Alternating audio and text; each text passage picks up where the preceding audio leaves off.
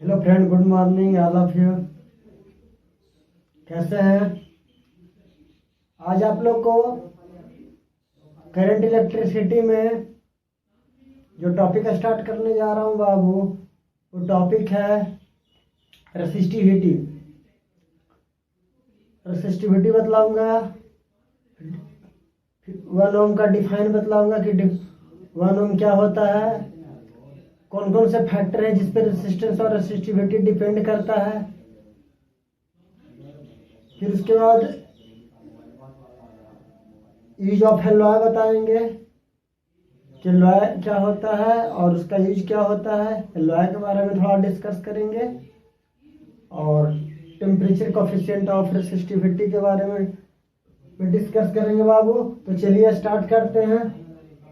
First of all headlines दीजिए, define 1 Om.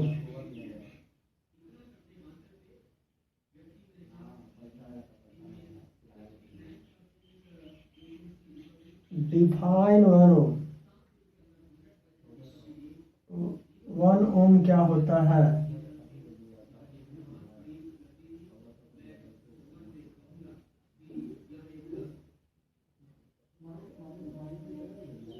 If 1 volt potential difference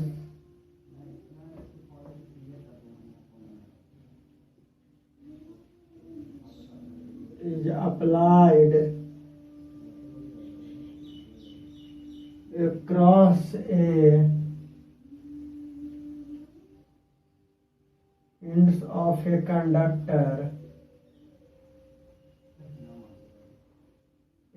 conductor and 1 ampere current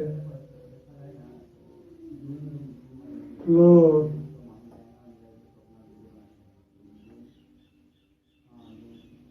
through it,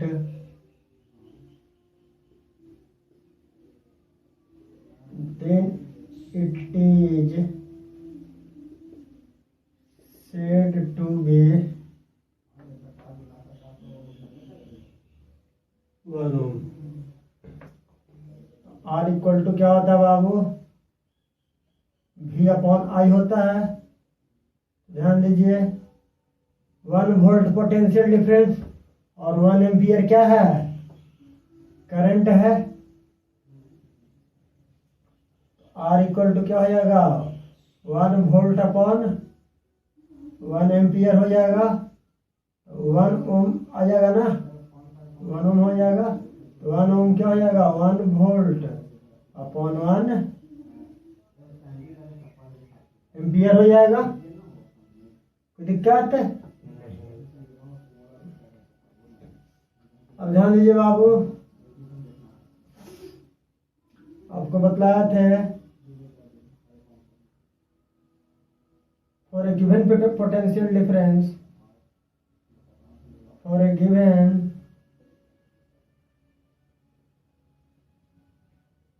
potential difference, given potential difference are inversely proportional to 1 upon I, और I क्या होता है? inversely proportional to 1 upon R। जब current increase कराएंगे, if we increase current then resistance will also decrease, if resistance will increase then current will also decrease।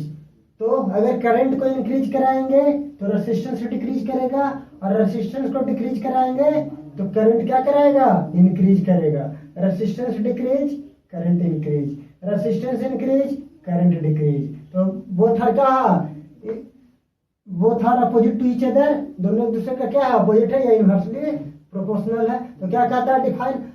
अगर 1 volt potential difference is applied across A end of a conductor, अगर किसी conductor से बाबू 1 volt अगर potential difference, अगर किसी conductor में 1 volt potential difference को apply करेंगे तो उससे कितना, और अगर उससे 1 एम्पियर का करंट फ्लो होगा तो उसे हम क्या कहेंगे? 1 ओम कहेंगे। अगर किसी कंडक्टर से पे 1 वोल्ट पोटेंशियल डिफरेंस अप्लाई किया जाता है और उस कंडक्टर से 1 एम्पियर करंट फ्लो होता है, तब उसे क्या कहा जाता है? 1 ओम कहा जाता है। क्या कहा जाता है बाबू? 1 ओम कहा जाता है। गिवन पोटेंशियल डिफरेंस, अगर पोटेंशियल डिफरेंस गिवन है तब क्या होगा? R inversely proportional to I और I inversely proportional to R। अब आगे हेडलाइन दीजिए, क्या हेडलाइन दीजिएगा बाबू? Factors on which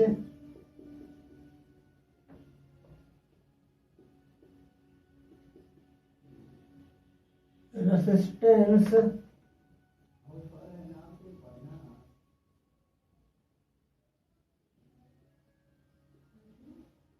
of a conductor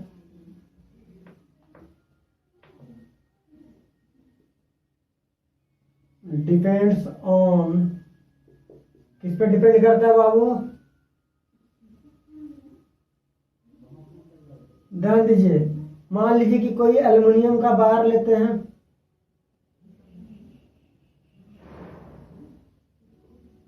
जिसका लेंथ L है और क्रॉस सेक्शन एरिया क्या है?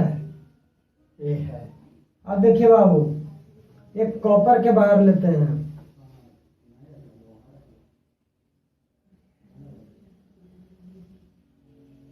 एक कॉपर के बार लेते हैं। किसका बार लेते हैं बाबू?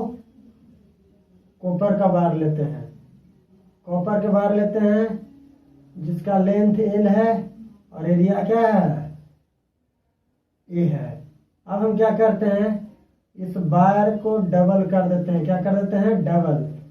तो कॉपर का मटेरियल है, लेंथ को डबल कर दिए, एरिया सेम रहने दिए।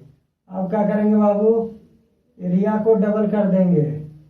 जब एरिया को डबल करेंगे बाबू तो कॉपर का बार है, लेंथ L हो जाएगा, एरिया डबल हो जाएगा। और इसे क्या करेंगे? एक पोटेंशियल डिफरेंस बैटरी से कनेक्ट कर देंगे। और एक अमीटर लगा देंगे। क्या लगा देंगे बाबू? अमीटर लगा देंगे। क्या होगा? इससे करंट फ्लो होगा बाबू। पॉजिटिव टर्मिनल है, नेगेटिव टर्मिनल है, वोल्टेज है, तो क्या होगा? एक बार से करंट फ्लो होगा ना। क्या होगा? बार से करंट फ्लो होगा। जब बार से करंट फ्लो होगा बाबू तो क्या इफेक्ट पड़ेगा? अगर हम लेंथ को डबल कर दें, एरिया को डबल करें, या लेंथ और एरिया को अगर कांस्टेंट रखें तो उस केस में क्या इफेक्ट पड़ता है? तो देखिए, हम एक टेबल बनाते हैं, एक मटेरियल लेते हैं, फिर मटेरियल के बाद बाबू length, area of cross section, area of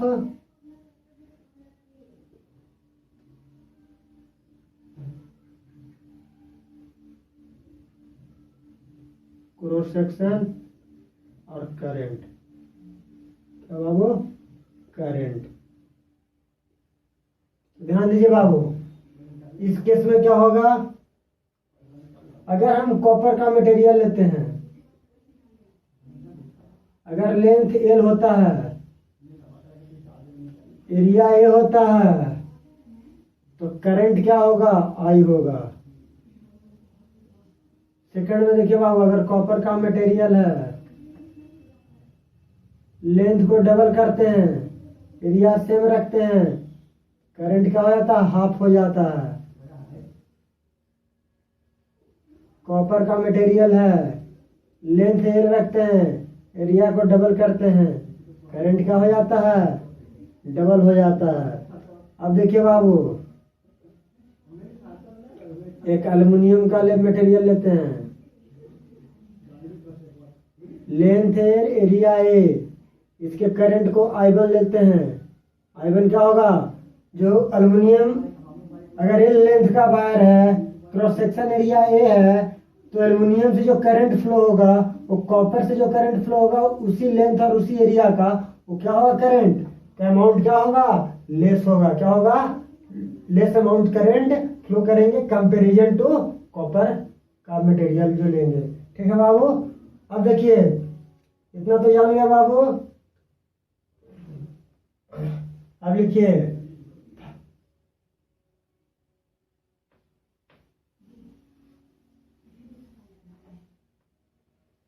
अब आगे लिखिए तो कौन कौन सा ऐसा फैक्टर है जिस पर रेसिस्टेंस डिपेंड करता है।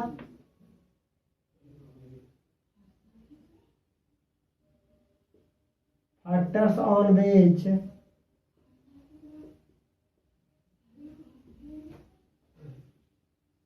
रेसिस्टेंस डिपेंड्स ऑन, कौन से फैक्टर है जिस पर रेसिस्टेंस क्या करता है, डिपेंड करता है बाबू। ये तो समझ में नहीं आया होगा लेकिन लिख लीजिए टेबल, इसको हम नेक्स्ट पॉइंट से एक्सप्लेन करते हैं। पहला हो गया बाबू लेंथ ऑफ वायर, सेकंड में लिखिए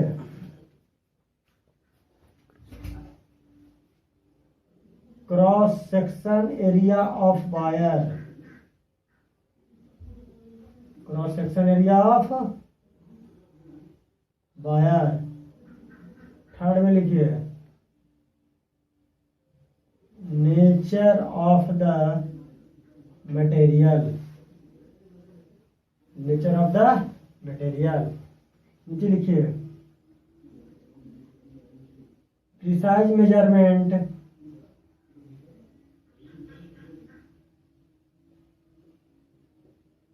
so that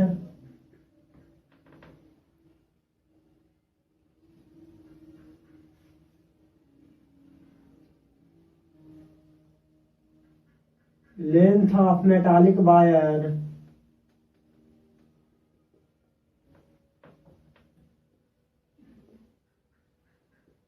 is directly proportional to the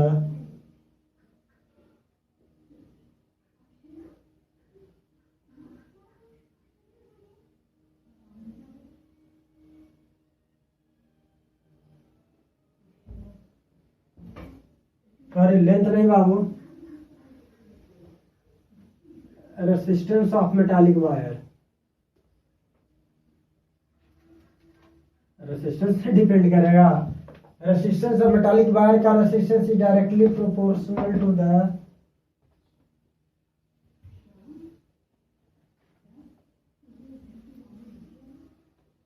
length of wire and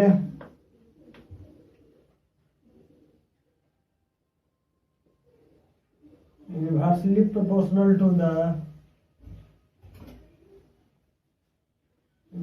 proportional to the area of cross section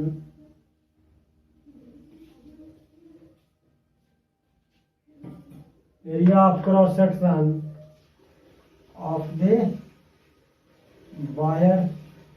देखो रेसिस्टेंस जो होता है लेंथ का डायरेक्टली प्रोपोर्शनल होता है, रेसिस्टेंस जो होता है एरिया का इनवर्सली प्रोपोर्शनल होता है।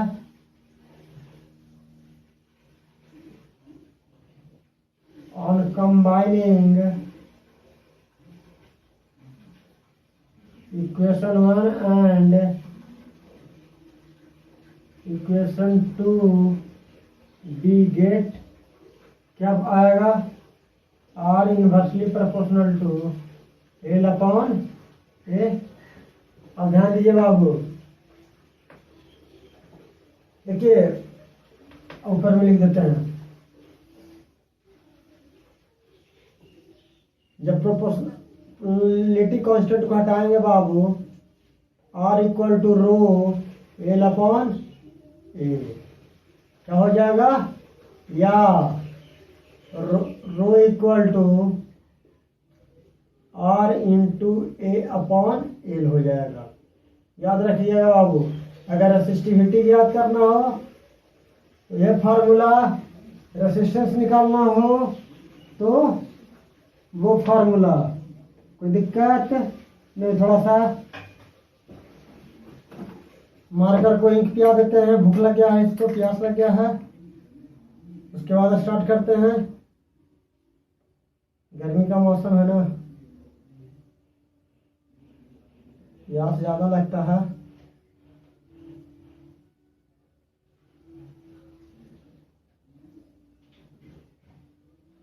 आप लोग को भी प्यास लगता होगा पढ़ते पढ़ते, नहीं लगता? भाई मेरे मार्कर का तो बहुत प्यास लगता है, बहुत प्यासा रहता है। तो चलिए बाबू, ये लिख लिए, ध्यान दीजिए। रेसिस्टेंस जो होता है लेंथ का डायरेक्टली प्रोपोर्शनल होता है। लेंथ इंक्रीज कराएंगे, रेसिस्टेंस क्या करेगा? इंक्रीज कराएगा। और रेसिस्टेंस क्या होता है? एरिया का इनवर्सली प्रोपोर्शनल होता है। एरिया इंक्रीज करेगा, रेसिस्टेंस क्या करेगा? डिक्रीज करेगा। एरिया डिक्रीज करेगा, रेसिस्टेंस क्या होगा? इंक्रीज करेगा। तो यहाँ देखिए, एरिया को इंक्रीज कराएंगे, रेसिस्टेंस डिक्रीज करेगा। एरिया डिक्रीज कराएंगे, रेसिस्टेंस इंक्रीज करेगा। लेंथ इंक्रीज कराएंगे, रेसिस्टेंस इंक्रीज करेगा। रेसिस्टेंस को इंक्रीज कराएंगे, लेंथ क्या करेगा? इंक्रीज करेगा। ऐसा यूनिट क्या होता है बाबू? ध्यान दीजिए, वेयर, लिख लीजिएगा ना क्या होता है इसको, ब्रैकेट में लिखिएगा RH rho is called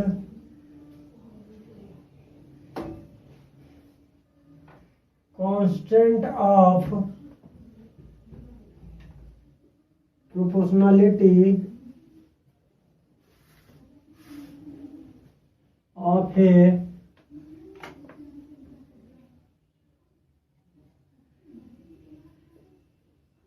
metallic conductor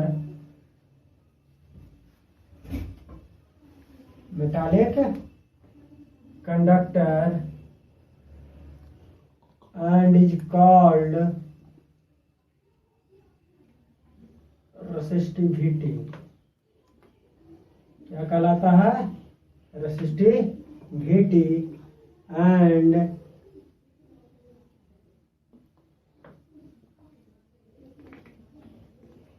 it is also known as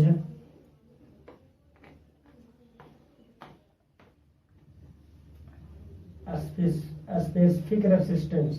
देखिए बाबू, रेसिस्टिविटी को स्पेसिफिक रेसिस्टेंस के नाम से भी जाना जाता है। चलिए अब क्या करेंगे बाबू, ऐसा यूनिट क्या होता है रेसिस्टिविटी का? ऐसा यूनिट लिख लीजिए, ओम मीटर होता है। कोई दिक्कत नहीं। चलिए बाबू, इतना हो गया। अब आगे आइए, इरेज करें।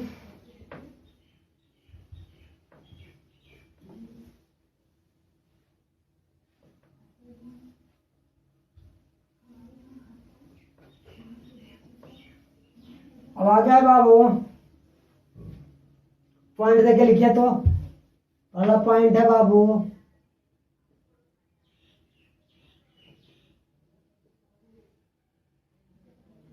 metals and alloy have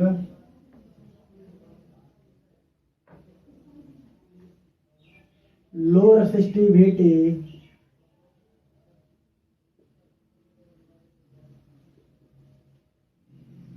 in the range of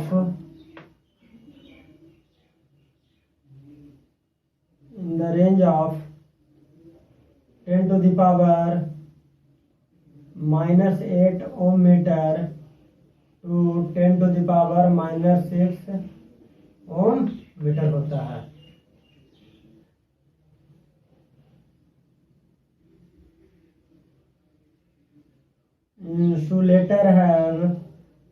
insulator like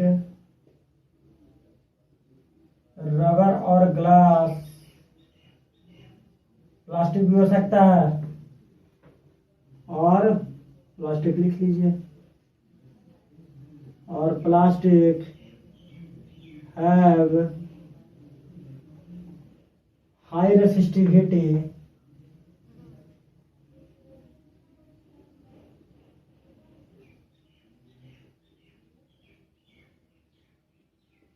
in the order of 10 to the power 12 ohm meter to 10 to the power 17 ohm meter। Third point में लिख लीजिए बाबू, semiconductor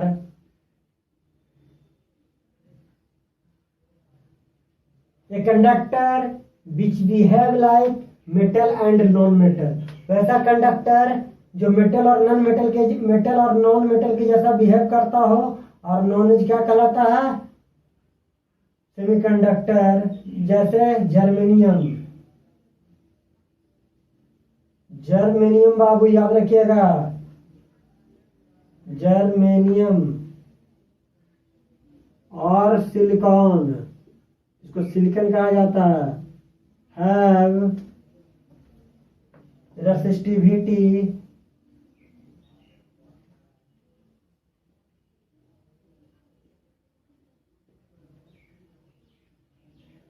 in the order of 3 into 10 to the power 3 ohm metre.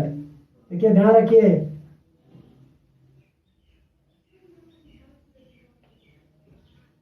Insulator का resistivity देखिए 10 to the power 12 से लेकर 10 to the power 17, कितना high है बाबू।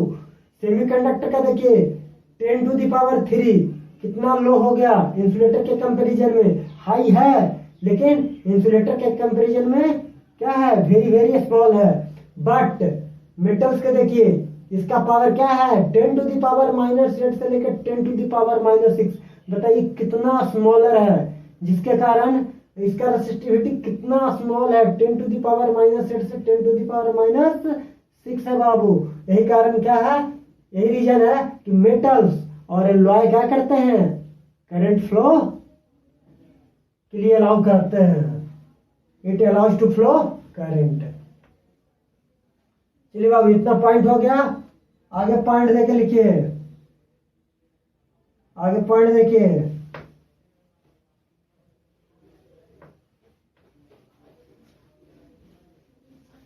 Resistance और रेसिस्टिविटी वैरीज विथ टेम्परेचर। आगे हेडलाइन दीजिए, रेसिस्टेंस और रेसिस्टिविटी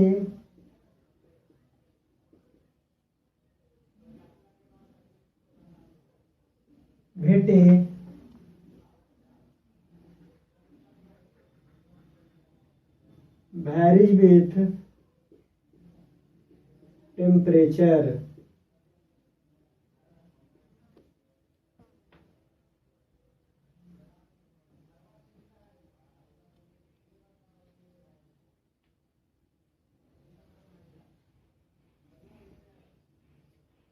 और a metallic conductor, or a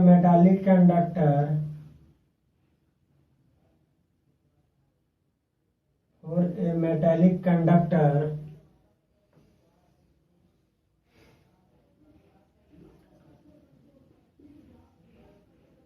resistance increases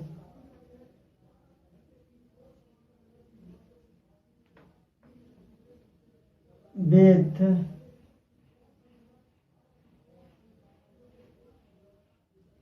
increase of temperature, with increase of temperature, increase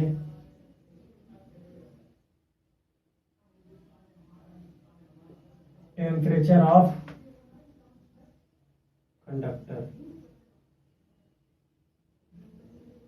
अगर हम रेसिस्टेंस इंक्रीज कराएंगे तो क्या होगा? टेम्परेचर भी इंक्रीज करेगा। टेम्परेचर इंक्रीज कराएंगे तो मेटेलिक कंडक्टर का रेजिस्टेंस भी क्या करेगा?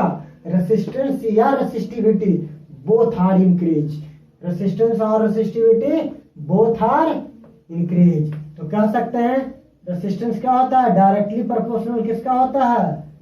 रेसिस्टिविटी का। क्या होता है? Resistance is directly proportional to resistivity. कोई दिक्कत नहीं। चलिए ध्यान रखिए बाबू। अब लिखिए, इतना तो हो गया बाबू। अब आगे लिखिए, चलिए इसको इरेज करते हैं बाबू।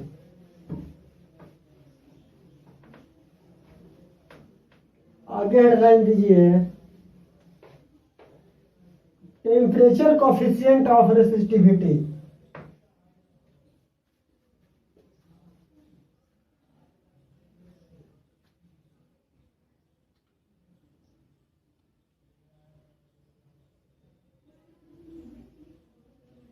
Temperature coefficient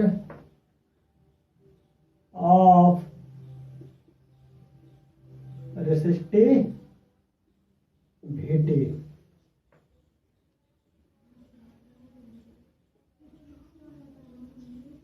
if we consider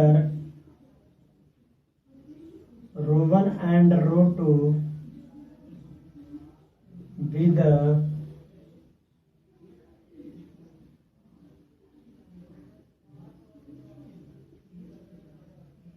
resistivity of material, resistivity of metallic conductor,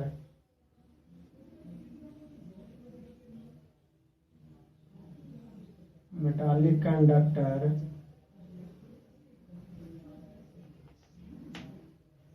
and its temperature V and its temperature B T1 degree Celsius and T2 degree Celsius respectively.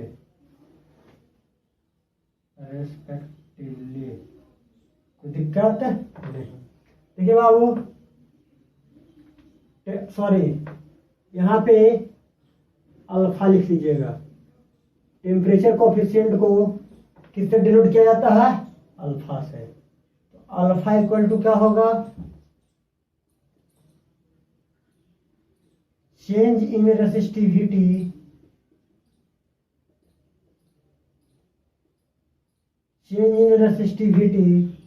divided by original resistivity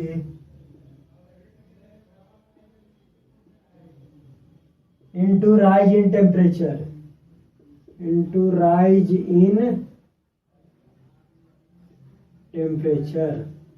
ध्यान दीजिएगा बाबू, ρ2 minus ρ1 divided बटा ρ1 into T2 minus T1,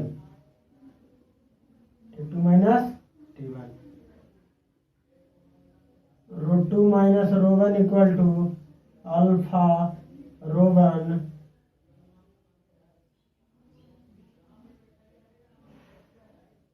T2 minus T1। ध्यान दीजिएगा बाबू, ρ2 equal to क्या हो जाएगा? ρ1 plus alpha ρ1 T2 minus T1। ρ2 equal to हो जाएगा बाबू, ρ1 कॉमन ले लेंगे,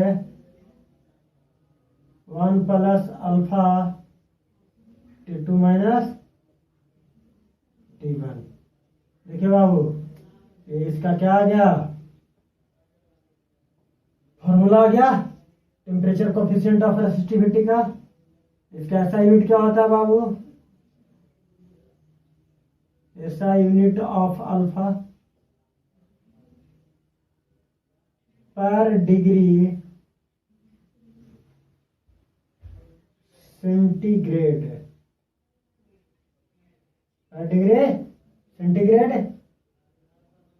डिग्री पर अल्फा, इसका क्या हो गया? एसआई यूनिट हो गया। अब देखिएगा बाबू, कहता है कि अगर हम कोई मटेरियल है जिसका रेसिस्टिविटी ρ1 और ρ2 है और टेम्परेचर क्या है? T1 और T2 है, तो टेम्परेचर कोफिशिएंट क्या होगा ऑफ रेसिस्टिविटी? अल्फा क्या होगा? Change in resistivity upon original resistivity क्या है? ρ1 है इंटू राइज इन टेम्परेचर। कितना से टेम्परेचर क्या किया? राइज किया। तो देखो बाबू, change in resistivity ρ2 minus ρ1, original resistivity ρ1 और टेम्परेचर क्या हुआ? T2 माइनस T1 हो गया।